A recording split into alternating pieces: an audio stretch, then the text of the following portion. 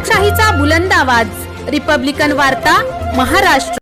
फुलंब्री नगरपंचायत समोर 5 कोटीच्या कामाच्या चौकशीच्या मागणीसाठी आमरण उपोषण सुरू।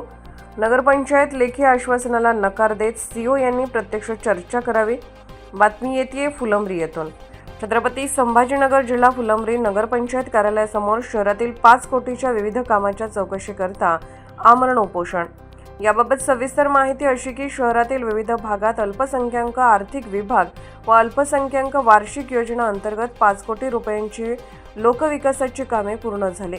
मात्र ही कामे ठेकेदार, अभियंता व नगरपंचायतचे अधिकारी यांनी संगनमत करून बोगस कामे केली असा आरोप करत बाळासाहेबांची शिवसेना फुलंब्री अल्पसंख्याक शहर अध्यक्ष फरहान शाह यांनी दिनांक 16 एप्रिल रोजीपासून बोगस काम करणाऱ्या ठेकेदार, इंजिनियर व अभियंतासह संबंधित अधिकाऱ्यांवर गुन्हे दाखल करा।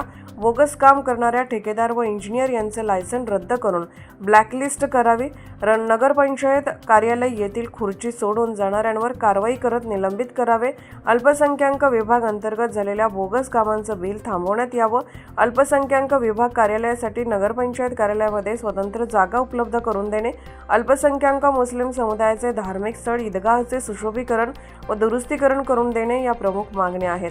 नगरपंचायत कार्यालयाचे कार्यालयीन अध्यक्ष तुपे यांनी या सर्व मागण्यांची चौकशी करून दखल घेण्यात येईल असे आशयाचे लेखी पत्र दिले असता उपोषणकर्त्यांनी नकार देत मुख्याधिकारी यांनी स्वतः चर्चा करण्याची मागणी करत पत्राला नकार दिला।